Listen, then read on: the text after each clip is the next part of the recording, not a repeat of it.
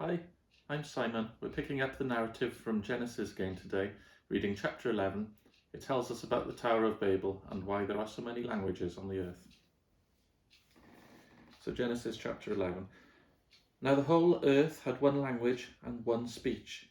And it came to pass, as they journeyed from the east, that they found a plain in the land of Shinar, and dwelt there. Then they said one to another, Come, let us make bricks and bake them thoroughly. They had brick for stone, and they had asphalt for mortar. And they said, Come, let us build ourselves a city and a tower, whose top is in the heavens. Let us make a name for ourselves, lest we be scattered abroad over the face of the whole earth. But the Lord came down to see the city and the tower which the sons of men had built. And the Lord said, Indeed, the people are one, and they all have one language, and this is what they begin to do. Now nothing that they propose to do will be withheld from them.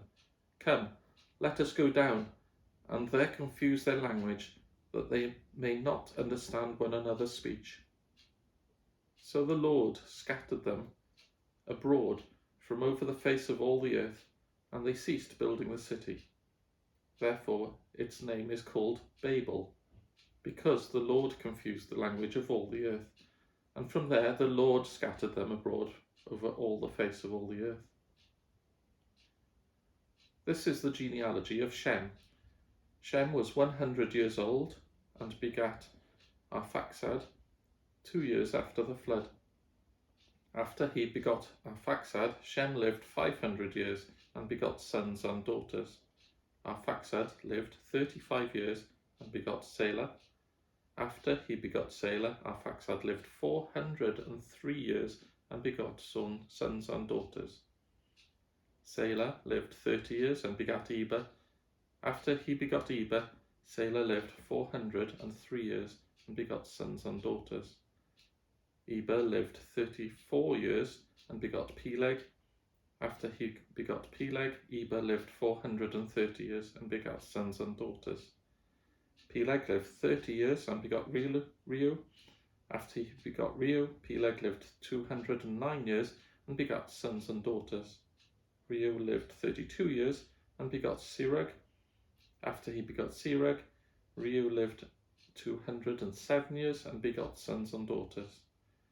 Serug lived 30 years and begot Nahor. After he begot Nahor, Serug lived 200 years and begot sons and daughters. Nahor lived 29 years and begot Terah. After he begot Terah, Nahor lived 119 years and begot sons and daughters.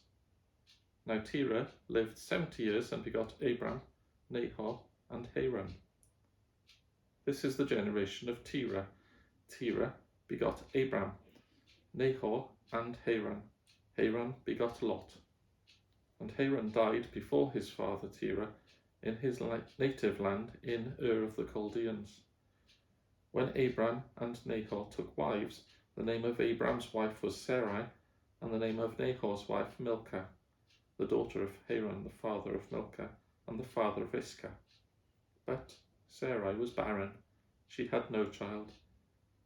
And Terah took his son Abram, and his grandson Lot, the son of Haran, and his daughter-in-law Sarai, his son Abram's wife, and they went out from them from Ur of the Chaldees to go to the land of Canaan. And they came to Haran and dwelt there.